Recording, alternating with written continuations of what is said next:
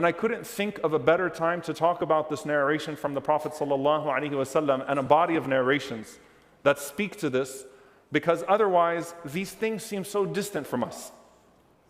And the title of the khutbah is, A Night Even Better Than Laylatul Qadr. Some people messaged me and said, Shaykh, is this clickbait? I said, no, it's not clickbait, it's an actual hadith. And I'll say that there are multiple narrations, all of whom are traced to the companions of the Prophet ﷺ, about acts of worship that continue after Ramadan in which you can realize the reward, and I'll talk about those another time, bi'idhnillahi ta'ala. But a night better than Laylatul Qadr, something actually better than Laylatul Qadr. And it's an authentic hadith that's narrated by Al-Hakim, and Al-Bayhaqi and others have considered it to be authentic, and Imam Nasa'i. Abdullah ibn Umar radiallahu ta'ala anhuma narrates that the Prophet ﷺ said to the companions, أَلَا أُنَبِّئُكُمْ بِلَيْلَةٍ أَفْضَلَ مِنْ لَيْلَةِ الْقَدْرِ. Shall I not tell you about a night that is greater than Laylatul Qadr, that is even greater than the night of power? So obviously, the Sahaba, knowing the value of the greatest night of the year, Laylatul Qadri khayru min alfi shahr, better than an entire lifetime of good deeds. What is it, O Messenger of Allah? The Prophet ﷺ said, حَارِسٌ حَرَسَ فِي أَرْضِ خَوْفٍ لَعَلَّهُ أَنْ لَا يَرْجِعَ إِلَىٰ أَهْلِهِ. A guard who stands guard in a land of fear, not knowing if he's going to return back to his family or not. Speaking about al-murabitun, al-ribat. And Palestine, of course, is ardul ribat. And ribat is holding down the fort. And I want you to try to put yourself in the mindset of a person, because obviously this is a circumstance that most of us will probably never live. But to derive the spirit from it is that important when you see the reward of it, because this is a religion where circumstance and outcome are not nearly as relevant as intention. مِنَ الْمُؤْمِنِينَ رِجَالٌ صَدَقُوا مَا عَاهَدُوا اللَّهَ عَلَيْهِ. You spiritually prepare yourself for circumstances, even if you never physically get put in that circumstance, and that is a testimony to your truthfulness with Allah subhanahu wa ta'ala. What would it be like for me to be in that situation? Would I be willing? What would I tell myself? Would the reward be worth it? If a time came, because if you were to talk to some of the brothers, and I'm just giving one example of this hadith that came to life. If you were to speak to some of these brothers and sisters before October of last year, they would have never thought they'd be stepping into a genocide today, and they've had to make certain calculations in their mind, and their families have had to make certain calculations. Even though we have a false sense of security when we go and we take our families and drop them off at the airport, certain that they will return to us even when they go anywhere else. Allah knows best where our place of death is, but you've got to know when you're stepping into a circumstance like that, you might not come back. So it's not about the actual circumstance, it's about the spiritual preparation, the intention, understanding where that comes from.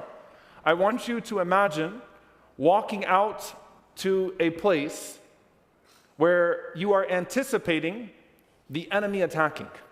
Put yourself back in Khandaq, put yourself back in Uhud, put yourself back in Badr, the night before. You have to go out there and you have to stand there. And from your direction, it is anticipated that at any moment in the night, something can happen. Think about Ali radiallahu ta'ala anhu sleeping in the bed of the Prophet sallallahu alaihi wasallam when the Prophet sallallahu alaihi wasallam had already migrated, and there was an assassination attempt that was anticipated for the Prophet sallallahu alaihi wasallam that night, and Ali radiallahu anhu sleeps alone in that house, in that bed, knowing that that night there are certainly going to be men with spears over him, and he still does it. Not only that, he gets some of the best sleep of his life, because of his certainty in Allah subhanahu wa ta'ala. What type of a spiritual engineering is necessary to be able to be in that type of a situation? And what type of a calculation do you have to make? And when you make that calculation, what type of contentment do you realize that you did not even know was possible for yourself?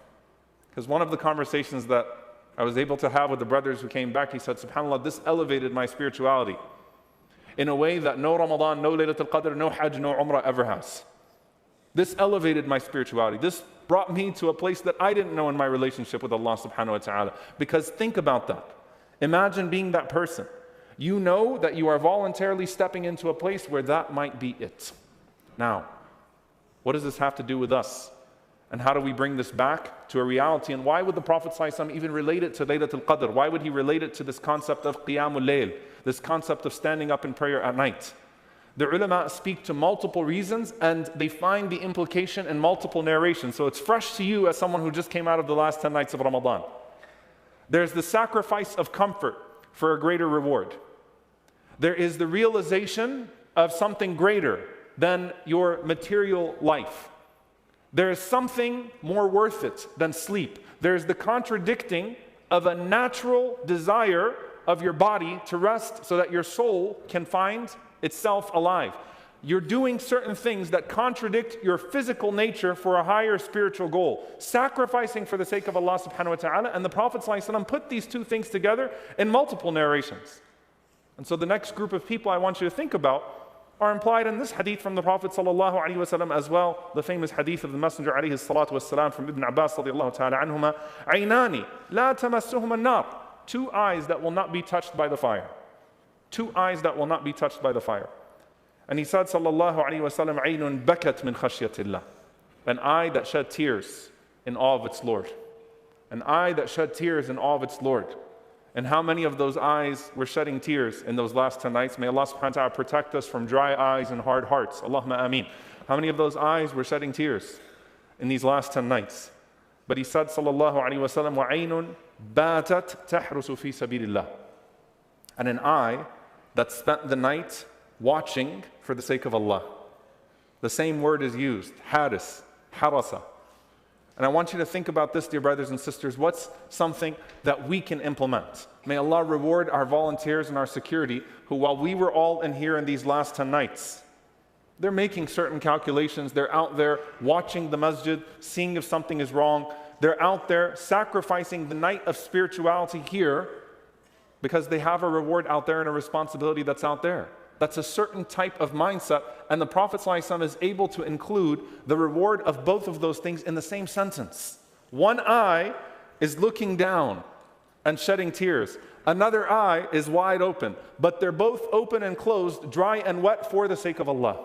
And subhanAllah, the ulama say, look at the beauty of this. And a watchful eye doesn't blink, so it gets dry.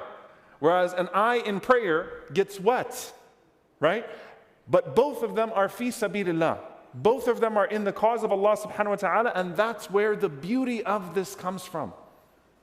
And so that person that's on the outside of the masjid might be realizing the same reward, if not a greater reward, for the sake of Allah subhanahu wa ta'ala. How do we bring this back to our own reality, dear brothers and sisters?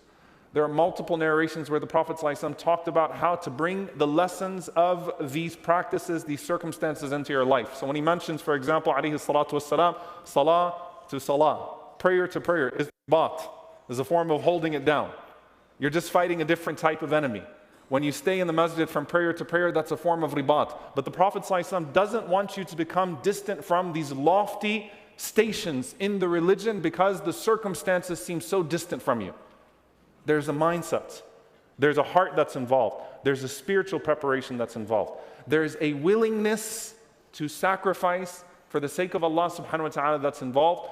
And there is a realization, a spiritual realization that either precedes that or comes after it, but it certainly perfects itself after a person goes through one of these circumstances. And that is that Allah subhanahu wa ta'ala, who is the source of my energy, therefore I'll give up my sleep for Him.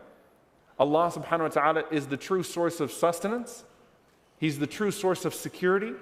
He's the true source of dignity. That I will find that nothing that I do in these noble endeavors is in fact in loss. All of it is in gain because Allah subhanahu wa ta'ala is the one who has put me in these circumstances to test me with my intentions. Now, why does this become increasingly relevant today? And I'll end with this, dear brothers and sisters. We can praise, as we should praise, our brothers and sisters, men, women, and children who are holding it down in Gaza today. You look at them, subhanAllah, under the bomb saying, "So فَنَبْقَى هُنَا," we will stay here. That is ar-ribat. And there is no doubt that that is the greatest realization of a hadith like this. But we can also bring it to our daily lives and we can say, listen, there might come a time where you're going to be asked out of nowhere, or you're going to be put in a situation where it's going to be your deen, your principles, versus your job. How quick is that calculation going to happen? The same one that you were standing for at night is worth it for you during the day. There are going to be moments where maybe even your safety is compromised, where you are threatened, where you have people come after you because of your principles. Right now, there is nothing more dangerous in the vocation of activism than to be pro-Palestinian, right? That means that every single element of you Every single element of you is suddenly being targeted. SubhanAllah. And it's, where is this coming from?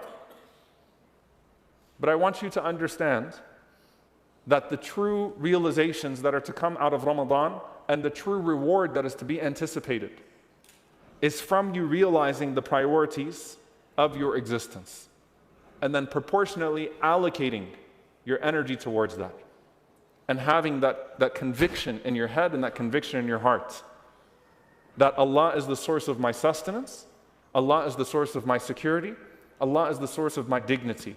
And if I'm put in a situation where I have to make that call, I'm not going to hesitate. Because Allah subhanahu wa ta'ala will protect me and Allah will provide for me. وَالْآخِرَةُ خَيْرٌ وَأَبْقَى. And the hereafter is better and everlasting.